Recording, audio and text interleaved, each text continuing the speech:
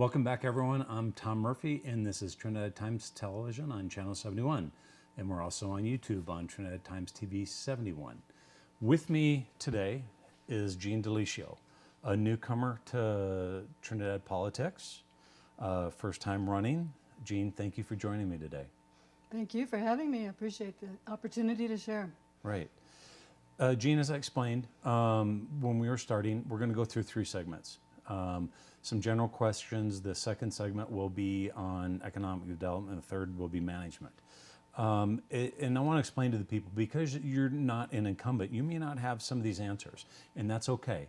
So if you don't, just say so. It's not expected that you know everything about the city at this point, because you haven't been there. And so it's okay, and I just want other people to know that. So in getting started, not everybody knows you. So let's start with your personal background. The question is, where were you born? Where have you lived? Where were you educated? Your spouse's name? How many children do you have? What are they doing now? Those types of things. Well, I'm married to Steve Wharton, my husband, and he owns New Legends Production and Steve Wharton Photography. We've resided in Trinidad since 1997. Mm-hmm. I was born in Raton, New Mexico. My grandfather was Joe DiLisio Sr. He started International Bank in 1918. Really? And we sold it in 1978. And my father, Joe DiLisio Jr., operated DiLisio's department store. Many people used to shop there for clothes and shoes, men's, women's, and children's. Mm-hmm. And my uncle is Trinidad's own father. Let's see, what is his middle name? Oh, gosh.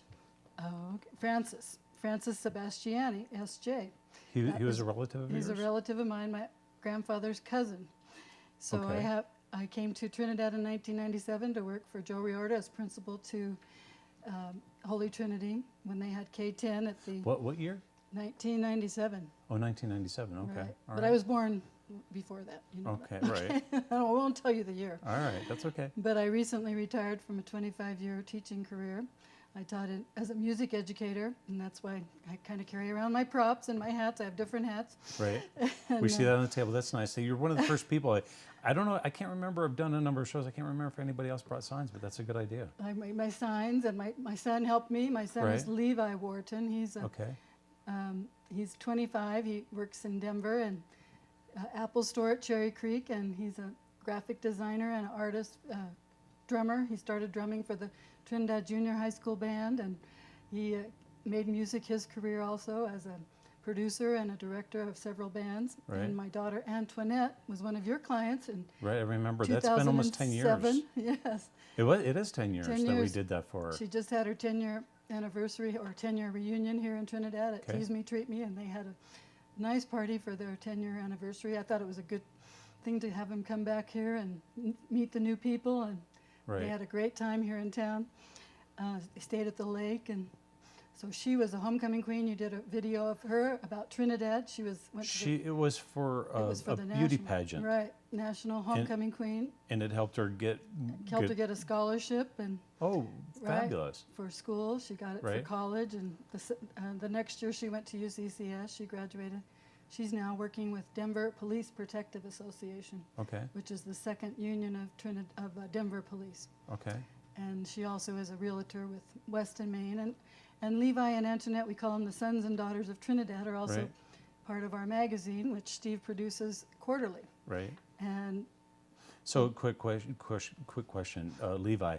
Well, I assume since you're mom that you didn't have to pay.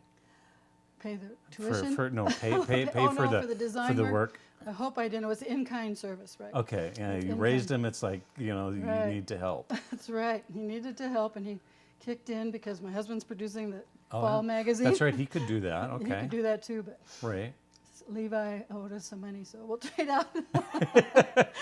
Don't tell him I said that. Okay. Well, he might watch this later. Yeah, that's true. I better take that back. But no, previously, we can't edit that out. Sorry. Before I had my children, and before I met Steve, I was research specialist for the city of Albuquerque and Santa Fe in water resource management. Okay. And had an interesting career in Santa Fe. Then I moved to... let's stop right there. Where did you and Steve meet? Well, we didn't meet till later. I was going to get to that. I did. Yeah, sorry. It's part of my career. Okay. I moved with my ex-husband to, Okay. his name was Sean Daniel. He was at the Okay. University of New Mexico. Okay. He was a vocal baritone and an opera director. Okay. I don't want to make this all about me, that I became city. Today, this is all about you. That's why I'm sitting here. Oh, well, so nobody has any judgment calls, right? No. No, not as far as that. When I moved to Norman, I was able to secure a job with the city of Norman as city treasurer and purchasing agent for the city of Norman, Oklahoma. And there I was accountable for the city revenues and monitored competitive bidding processes for services, materials, equipment, and capital improvement projects. Then I later on went to the State Arts Council of Oklahoma. I got to direct the Arts and Education program for the State Arts Council of Oklahoma, where we placed artists in schools and community workshops to increase their academic scores. Arts, very Integral. ergonomic, integral, good word. Right. Yes. And then I transferred to, this is where I met Steve in Norman. After we were both divorced, we got together. Okay. He has 2 other sons that live in California. They're both successful in their own business, Robert and Joseph. Okay. And I served, before we moved back to Colorado, I served as Arts Commission Director for the city of Santa Fe. I wrote grants for the what is called the Locals Program, and it was a big grant to study the economic impact of the arts in Santa Fe. And we also funded the 1% lodgers tax for capital improvement for arts in public places, and also the big nonprofit industry in Santa Fe, like the Santa Fe Opera, Santa Fe Chamber Music.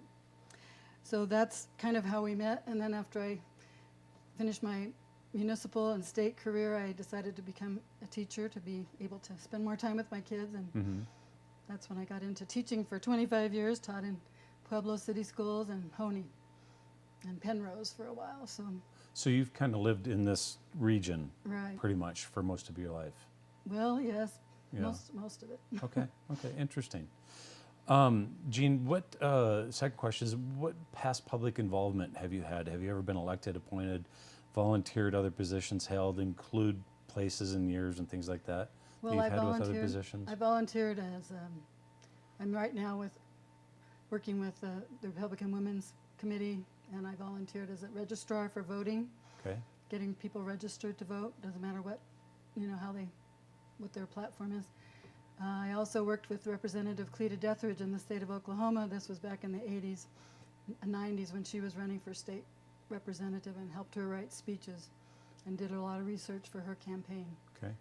And that's about all. I'm not really, because of my teaching career, I haven't been able to do much volunteer or serving on committees. I'd be glad to Right. if it works out. If I don't, Well, my knowledge of teachers is they put in, full days and then they go home and put in more time. I would say that's a good knowledge. Yeah. Well, I used to film school board, and may get back to that right. sometime. And I just in knowing how hard their life is, it doesn't end when the class time ends. In fact, for some, it's just getting started. So. It's prep and planning all the way through, and then Right. making sure you're alive and alert to meet all the needs of all the kids Right. Yeah. daily. And I Okay. had 50-minute sessions with 30 students every 50 minutes, so it's quite and it's different level ages Yeah. too, K through 12. Well, I think most of us have experiences where there's some teachers that touched our lives and really made a difference. So I suspect you probably made a difference in some children's lives. I hope so. I see them at Walmart now, and especially my Honey students, and Right. it's just exciting when they say, "Hey, Miss TW," and they remember my name and Right. remember the songs. In fact, I just heard David, a student from Honey, sing to me 3 songs that he remembered in Aguilar. He lives in Aguilar. But Uh-huh. he went to school in Honey, so a kindergartner. So I Really? feel very proud. I think I have a good rapport with people. I think it helps me get along with people. I now Uh-huh. teach older adults in senior living, assisted living centers, trying to do music and movement. Mhm. That's part of my passion too, is working with older adults now. They're very disciplined. I have to thank them for that. Yeah. And they love to do movement, and I bring all the music that I've collected over the years from K-12, and it includes classical to modern and contemporary. And they just love singing it. Some of the Alzheimer's patients have even remembered Grand Old Flag. So it's exciting to see them coming back to their memory patterns. Right. Fabulous. That's fantastic. Jean, really one of the biggest questions is, what's your reason for running? Well, I just feel like I'm needing to serve my community. I've worked I love the community. I know most of them that advertise with us through the magazine, and it's been very exciting to hear their views and wonderment at the way that the city has changed so rapidly and so positively.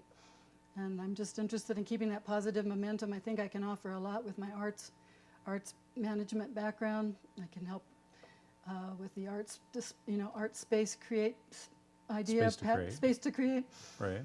And auditioning artists and figuring out the best rate of return on our investment for that is to keep it going and make sure it's promoted regionally and even nationally.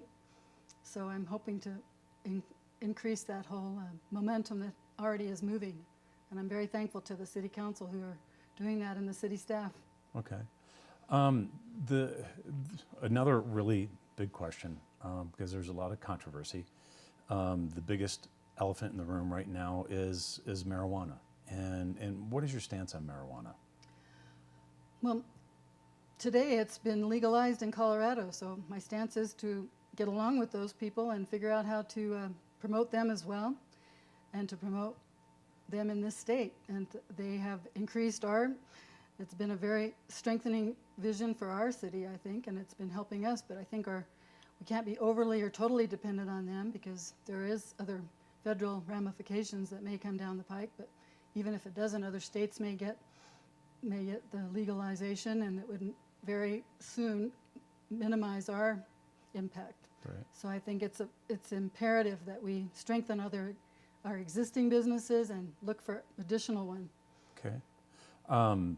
And that's a question that we'll talk about later, is what other options, do we have? Another pretty big problem in Trinidad is the panhandlers and the homeless. Do you have any solutions for the problem? Well, I've been attending quite a few of the local committees that have been meeting, the Continuum for Care, the Citizens Action Committee. I went to the ministerial board. I've been kind of getting more feedback on this, but I also started a campaign with the schools, which was called Anti-Litter, AUNTIE, litter. And she was an Alabama lady that picked up litter, and I thought maybe these homeless people would like to pick up litter as part of their, working for standing there if possible. I didn't know if that was an option, but right. I am still exploring that, so I'm not really sure. But I think the city should open up, look at those the 7 houses on 7th Street and renovate those. I drive by there and it's getting to be run down. I hope we can put that priority on our list to have shelters for people, temporary if necessary. We already have housing that could be upgraded, and there's already a lot of departments that handle this. Right. So I think it's like they said, defining the two, the vagrants versus the really homeless that really need services. Well, I was at a county commission meeting last week, and I know we all have heart for people that are struggling, and unfortunately there are a couple of gentlemen that they're squatting, the people that are begging in town, they're squatting out on their land, and the gentleman got arrested, which I find disturbing. But I think the homeless problem, and I'm interjecting a little bit here, is that it's kind of like North Korea. There doesn't seem to be a good solution. And discussions with the city attorney, they have their legal rights. So to me, it's a conundrum that I don't think we have a good solution. And one council member told me he came out of the Vatican and there are people there. I think it's probably a worldwide problem, but I think we need to find some solutions. I know some council members have talked about maybe buying, the old nun's house or building or whatever it is. But I think other taxpayers are like, oh, no way, do we need to do that? I probably shouldn't be interjecting, but it's... No, that's a good question. There is. I mean, I think our ability to renovate buildings has shown over the past 3 years that it's a marvelous thing to do for our structures and history. I mean, that has a lot of nun rooms, so it might be an option. It's just do the taxpayers want to foot the bill? Right. Because there's scammers that are in that. So the last question we talked about homeless. Hopefully we didn't miss any of that. Last question of this segment, and then we'll take an official break. How much time, Jean, will you devote to being on City Council? Well, I know for sure I'm already devoting a lot of time. I'm studying the records online that are so available to find out about the previous council and all the secretary minutes, and I've been devoting quite a bit of time just to find out what the cost of construction costs are, and just to do a comparative analysis and finding out what other homeless communities are doing, to find out how we bridge into more economic diversity. Right. So I'm, besides the 2 days a week, I think I'd be willing to do, I'm sure I'm going to be doing 20 to 40 hours or even more. Okay, excellent. I think it's a really good learning process to find out about these beforehand. And Well, it's a big commitment. And the mayor, Phil Rico, I interviewed him yesterday. He said he spends at least 25 hours a week, 25 hours a week, and going to meetings and preparing and everything else. It's a pretty big. And I forgot to change my shot here. It's not going. There we go. you're right, it's a big Let commitment. me just restate that the mayor said he spends 25 hours a week, preparing. So it's a commitment to be on city council. So, and that's one of the reasons that we're interviewing people is we want to know who really is going to do the job. Right. So, but Gene, we're going to take a break here. So give me a second. I'm going to segue out, and then we'll be back in a few minutes. Thanks. Ladies and gentlemen, I'm Tom Murphy, and this is Trinidad Now on TTTV, Channel 71. Thank you.